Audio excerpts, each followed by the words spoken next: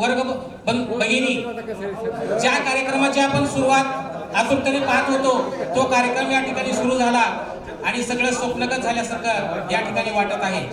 हा कार्यक्रम का घेतला?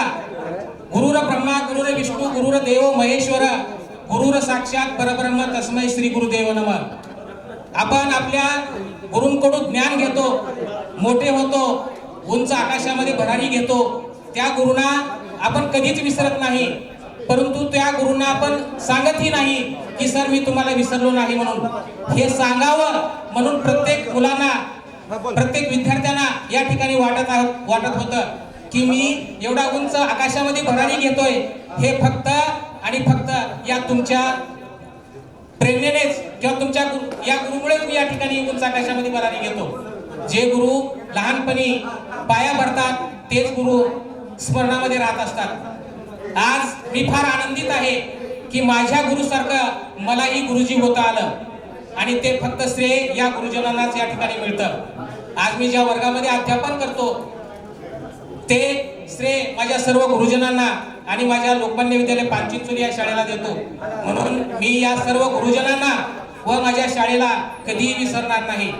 बघा, एखादा पंतप्रधान, एखादा मुख्यमंत्री, एखादा आमदार, एखादा खासदार, एखादा जिल्हाधिकारी मोठमोठ्या पदावर कार्यरत असतात. ते सेवानिवृत्त झाल्यानंतर त्यांना सेवानिवृत्त पंतप्रधान किंवा निवृत्त मुख्यमंत्री, आमदार, खासदार म्हणतो. परंतु एखादा शिक्षक ज्यावेळेस सेवानिवृत्त होतो त्यावेळेस आपण कधीच म्हणत नाही की हे माझे सेवानिवृत्त शिक्षक आहेत, तर हे माझे शिक्षक आहेत असं आपण या ठिकाणी म्हणतो. आज माझे बरेचसे सहकारी वेगवेगळ्या पदावर कार्यरत आहेत. कुणी शिक्षक आहेत, कुणी डॉक्टर आहेत, कुणी मोठमोठे उद्योजक आहेत, कुणी कृषी क्षेत्रामध्ये सुद्धा चांगल्या पद्धतीनं प्रगती केली आहे. की आमच्या सर्व वर्गबंधू आणि भगिनींना वाटत होतं की मी आज ज्या उंचीवर या ठिकाणी पोहोचलो आहे हे फक्त आणि तुमच्यामुळेच. म्हणून या ठिकाणी तुम्हाला वंदन करावं आणि तुमचे आभार मानावे म्हणून हा कार्यक्रम या ठिकाणी आपण घेतलेला आहे. की आपला आशीर्वाद आमच्या पाठीशी राहावे एवढीच ईश्वर चरणी मी प्रार्थना करतो. आणि हा कार्यक्रम पार पाडण्यासाठी मला बऱ्याच मित्रांनी सहकार्य केलं. पुढाकार जरी मी घेतला असेल पण एकट्यानं कुठलंच या ठिकाणी काम होत नाही, त्यांना सहकार्याची आवश्यकता आहे. की बरेच माझ्या वर्गबंधूंनी सुद्धा मला या ठिकाणी सहकार्य केलं, म्हणूनच या ठिकाणी आपण हे कार्य केलं. आणि दुसरी आम्ही ज्यावेळेस ही कार्यक्रम सुरुवात करायच्या ठिकाणी आम्ही ट्रॉफी बनवायला गेलो होतो. मी मानकुसकर सरांना म्हणलं की आपण MIDC मध्ये जाऊन आपण ट्रॉफी बनवू. ते सर म्हणतात की माझ्या शेजारी एक सर आहेत, आपण तिथं सहज चौकशी करू. त्या ठिकाणी गेलो, आम्ही ट्रॉफी बनवली. पाहिल्यानंतर आम्ही त्या ट्रॉफीची किंमत वगैरे सगळं ठरवली. 600 रुपयाला त्यांनी सांगितले. आणि ज्यावेळेस आम्ही त्याला सांगितले की आम्हाला 20 तारखेला पाहिजेत, ते सर म्हणतात की आम्ही ठीक आहे तुम्हाला 20 तारखेला देऊ. आम्ही आमच्या शाळेचं नाव त्यांना सांगितलं नाही आणि त्यांनी आम्हाला विचारलं नाही. उगाच सहज जाते वेळेस त्यांनी सांगितलं की सर तुमच्या शाळेचं नाव काय? त्यावेळेस मी सांगितले की लोकमान्य विद्यालय पानचिंचोली. ते सर सुद्धा म्हणाले की मी सुद्धा त्याच शाळेचा विद्यार्थी आहे.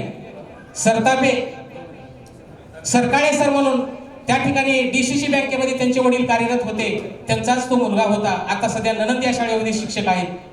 आणि सांगितलं की मला सुद्धा त्या सर्व गुरुजनांचा आदर आहे. आणि परत ठरलेल्या किमतीपेक्षा 100 रुपये त्यांनी कमी केले आणि 500 रुपयाला आम्हाला ट्रॉफी दिली. त्याच पद्धतीनं आम्हाला शिकवतानाच मॅडम कमी होत्या, म्हणून आपल्या गुरुजनामध्ये सुद्धा मॅडम फक्त एकच आहेत. म्हणून आमच्या वर्ग भगिनी सुद्धा या ठिकाणी उपलब्ध झाल्या नाहीत. त्याच पद्धतीनं जे आपले खासदार आहेत, खासदारच्या रूपाने आपल्याकडे खासदार मॅडमच्या त्यांच्या भगिनी सुद्धा या ठिकाणी आपल्याकडे आहेत. यामुळे सर्व गुरुजनांचे मी आभार मानतो आणि माझं छोटंसं मनोगत आणि परिचय या ठिकाणी संपवतो.